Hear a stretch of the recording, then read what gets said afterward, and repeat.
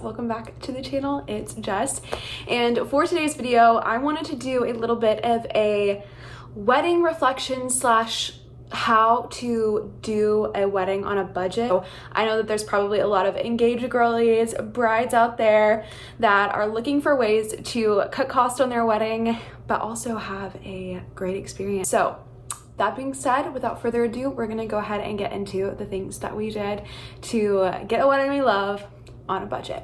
So number one was I was my own florist. So me and my bridesmaids and my mom and my aunt, as a correction, were the florist for the wedding. So I was looking at costs for florists, and if you're in the middle of wedding planning right now, you know that flowers for things that die within a week after being like picked from their root are so expensive. It's like literally can be up to a semester of college tuition, okay?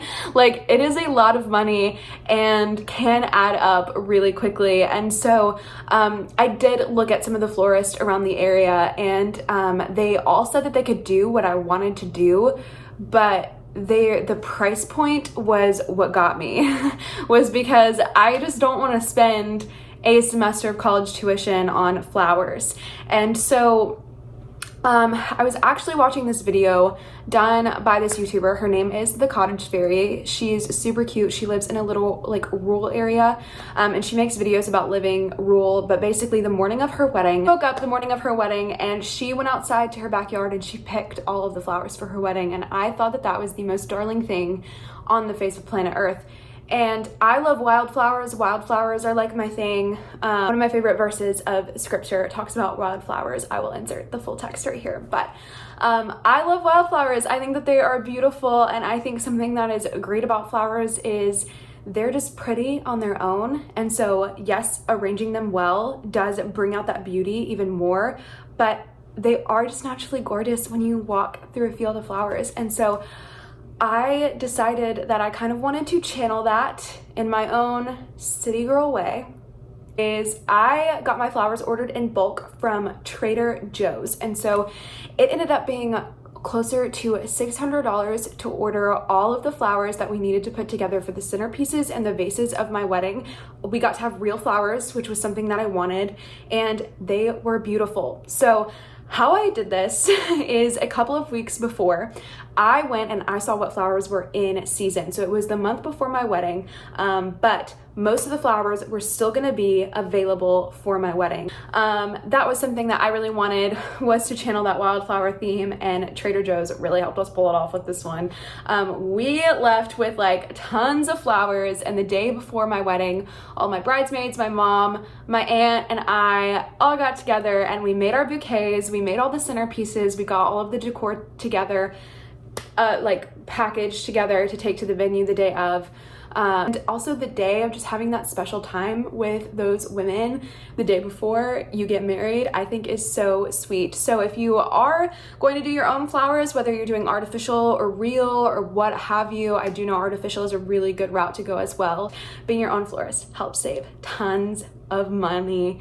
Number two is we planned our wedding around a mealtime. So we did this specifically because I have celiac disease, which means I can't eat gluten, and that makes it really difficult, at least for caterers in my area, to be able to do the accommodations that I need. So it's not just that I can't eat gluten and so I can just pick a hamburger bun off of a burger. It's like if gluten has touched it, cross-contamination is a huge issue for me and can mess up my gut.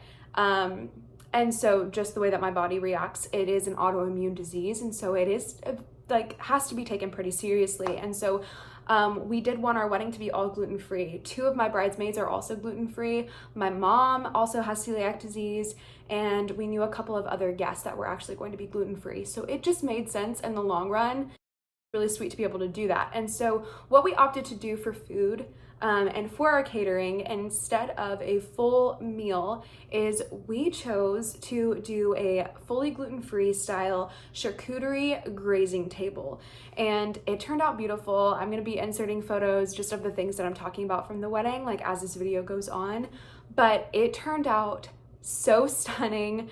It was beautiful. And it was enough to where like it was a good snack, a good filler, as well with the cake that we have, where like we didn't even need to have a meal. And so that was something that we got like a couple of people like raising our eyebrows at, like during our planning process of like, you guys aren't doing a meal, like you're not doing food, like no one's gonna stay at your wedding. But we didn't have a meal, and we planned our time accordingly, and most of our guests stayed all the way until our exit.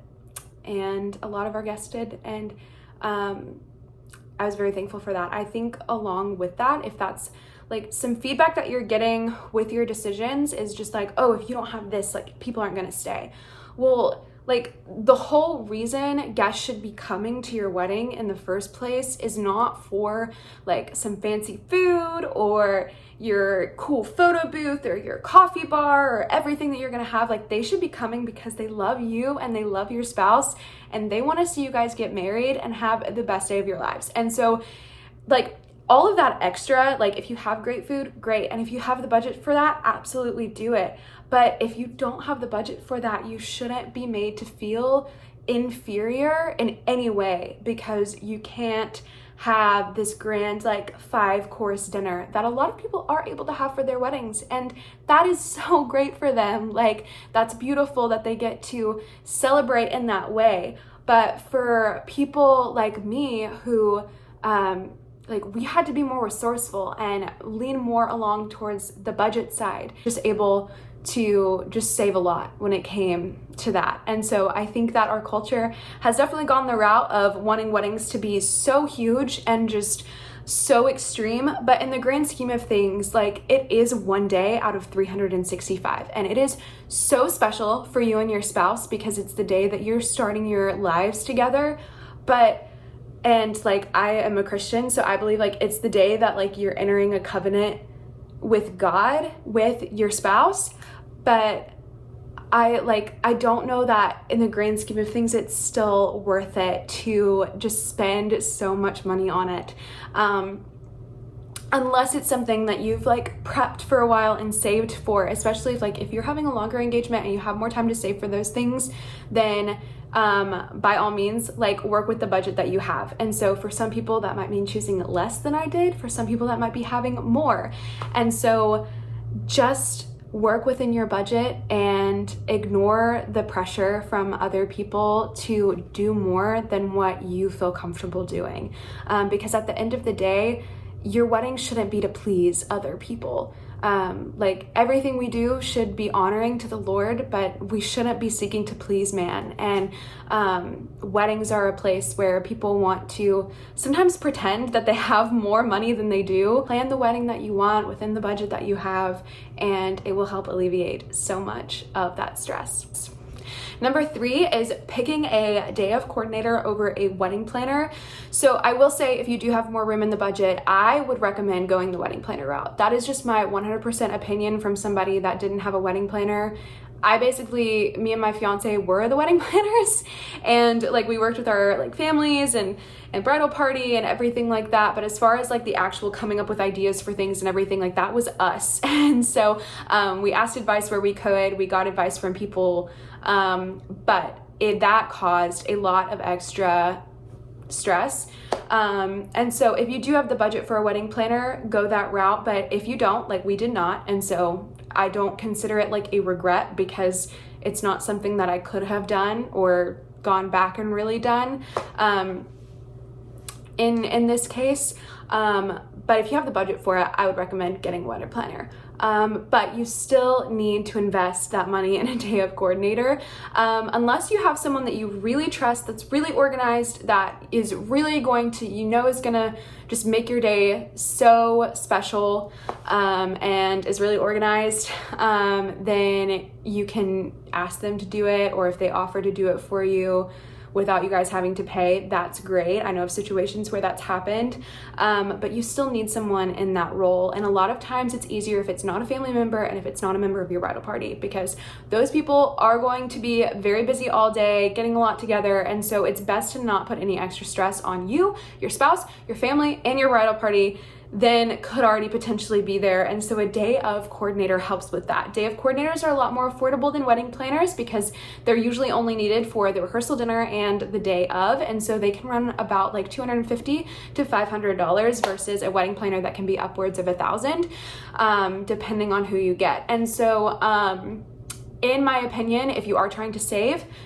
go for the day of coordinator route, but you still need to have somebody in that role. And so that's just figuring out what that is for you, what that looks like for you. But I would recommend it. It helped make my day a lot smoother. I was able to get to the venue, go right upstairs and get ready. And my day of coordinator literally helps coordinate so much of it. So it was great. I recommend. The next one that I have is I got my dress on sale on a like wedding sale. So I would advise other brides who are on a budget to go look for wedding dress stores that do semi-annual sale. But I think too, when it comes to wedding dresses, it is very glorified. Just like sometimes you don't get the, oh my gosh, this is the one moment. And a lot of girls have actually talked about that. Like what you go in is you find a dress that you love within the price that you fit your budget, and you love your dress and you have it and you get married in it and you have it forever. And so there is a place where like, okay, this is a wedding dress, like this does need to be some level of an investment. But again, it's also something that doesn't need to break the bank in general. So definitely, I think too, at the beginning, you and your fiance should sit down and talk about what's important to you as far as like, is it more important to have better food or a more expensive wedding dress? And so then you kind of can figure out your budget within that. And it's just like, okay, if you want to spend more on your dress, then we cut and we don't do catering, we do a grazing table or something like that.